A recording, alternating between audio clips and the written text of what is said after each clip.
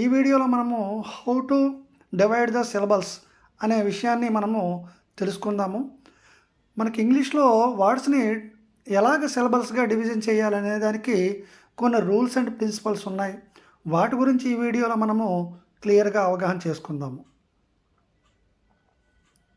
So first one, మనము ఒక వర్డ్ని సిలబల్గా మార్చాలంటే మనము కొన్ని విషయాలని, బేసిక్ రూల్స్ని గుర్తుపెట్టుకోవాల్సి ఉంటుంది.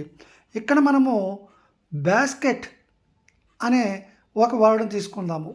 దీన్ని సిలబిఫికేషన్ చేసేటప్పుడు ఏ విధంగా చేయవలసి ఉంటుంది. ఇక్కడ మనకి వావల్, కాన్సోనెంట్ వావల్ ఈ నాలుగా వస్తే వావల్, కాన్సోనెంట్ వావల్ వచ్చినప్పుడు ఏ విధంగా డివిజన్ చేయాలి. Divide between two middle consonants. సాధారణంగా రెండు మిడిల్ కాన్సోనెంట్స్ మధ్య డివిజన్ చేయడం జరుగుతుంది. ఇక్కడ బాస్కెట్ అనే వర్డ్ని తీసుకుందాము. ఈ బాస్కెట్ అనే వర్డ్లో మనము వావల్స్ని స్టార్ట్ చేసినట్లయితే ఏ అనే వావల్ అండ్ రెండు కాన్సోనెంట్స్ వరుసగా వచ్చాయి. ఈ సందర్భంలో మనము divide between two middle consonants, రెండు మిడిల్ కాన్సోనెంట్స్ మధ్య మనము డివిజన్ చేయవలసి ఉంటుంది. ఇక్కడ ఏ అనే వావలు, అలాగే ఎస్ అండ్ కే రెండు కాన్సోనెంట్స్ మరియు ఒక వావలు వచ్చింది. ఈ సందర్భంలో మనము ఎప్పుడూ కూడా రెండు మిడిల్ కాన్సోనెంట్స్ మధ్య డివిజన్ చేయవలసి ఉంటుంది. ఇది ఒక basic principles. So vowel, consonant and vowel వచ్చేటప్పుడు మిడిల్ కాన్సోనెంట్స్ మధ్య మనము డివిజన్ చేయవలసి ఉంటుంది. Basket. So there are two syllables in this word. Next మనము మరొక కాన్సోనెంట్తో ఉన్న మరొక వర్డ్ తీసుకుందాము. క్యాబిన్. ఇక్కడ మనం తీసుకున్నట్లయితే ఒక వావల్ మరియు కాన్సోనెంట్ అగైన్ వావల్. ఈ సందర్భంలో ఎలాగ మనము చేయవలసి ఉంటుంది. Divide after the consonant when the first vowel has a short sound. ఇక్కడ వావల్కి షార్ట్ సౌండ్ వచ్చేటప్పుడు మనము ఎప్పుడు కూడా ఫస్ట్ కాన్సోనెంట్ తర్వాత డివిజన్ చేయవలసి ఉంటుంది. ఇక్కడ క్యాబిన్ అని చెప్పేటప్పుడు ఇది షార్ట్ వావల్గా చెప్పడం జరుగుతుంది. కాబట్టి క్యాబ్ ఇన్ అని మనము టూ వావల్స్ని టూ సిలబల్స్గా ఇక్కడ డివిజన్ చేయడం జరిగింది. So divide after the consonant when the first vowel has a short sound. ఇక్కడ ఏ అనే దానికి షార్ట్ సౌండ్ వస్తుంది కాబట్టి ఇక్కడ మనము దీని తర్వాత వచ్చే కాన్సోనెంట్ తర్వాత మనము సిలబిఫికేషన్ చేయవలసి ఉంటుంది. నెక్స్ట్ మరొక ప్రిన్సిపల్ చూద్దాము. ఇక్కడ ఒక వావల్, కాన్సోనెంట్ మళ్ళీ అగైన్ వావల్ వచ్చిన సందర్భంలో divide before the consonant when the first vowel is long. ఇక్కడ ఫస్ట్ వావల్ లాంగ్ వావల్గా తీసుకోవడం జరిగింది. ఇంతకుముందు దాంట్లో మనము అది షార్ట్ వావల్ అయినట్లయితే ఇది లాంగ్ వావల్. సో బేసిక్ వచ్చేటప్పుడు ఇక్కడ లాంగ్ వావల్గా చెప్పడం జరిగింది కాబట్టి ఈ వావల్ తర్వాత మనము సిలబిఫికేషన్ చేయవలసి ఉంటుంది. Divide before the consonant when the first vowel is long vowel వచ్చేటప్పుడు నెక్స్ట్ మనము డివిజన్ చేయవలసి ఉంటుంది.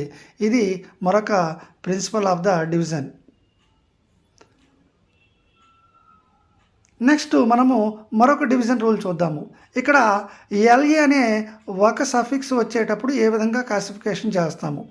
ఇక్కడ మనం తీసుకున్నట్లయితే C+LE ఇక్కడ తీసుకున్నాము. ఒక vowel, consonant again consonant and L A అనే ఒక సఫిక్స్ని యాడ్ చేయడం జరిగింది. So divide before consonant L A. ఇక్కడ ఎల్ఏకి ముందు ఉండే కాన్సోనెంట్ ఏదైతే ఉందో దానికి ముందు మనము డివిజన్ చేయవలసి ఉంటుంది.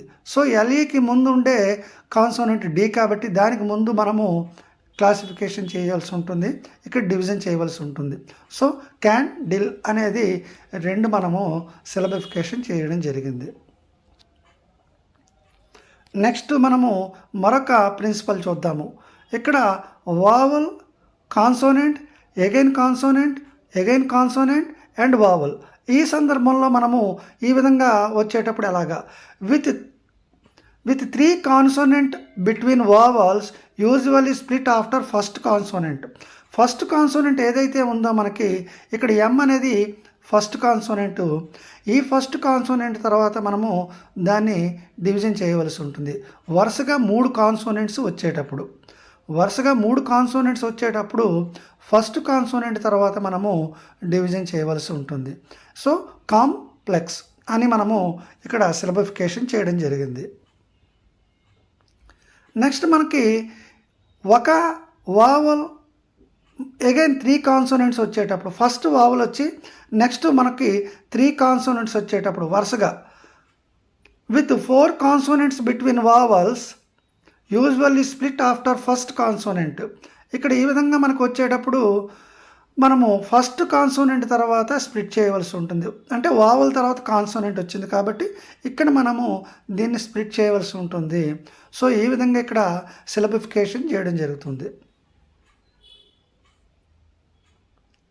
నెక్స్ట్ మనకి సఫిక్స్ ప్రిఫిక్స్ రెండు ఉండేటప్పుడు ఏ విధంగా క్లాసిఫికేషన్ చేయాలి.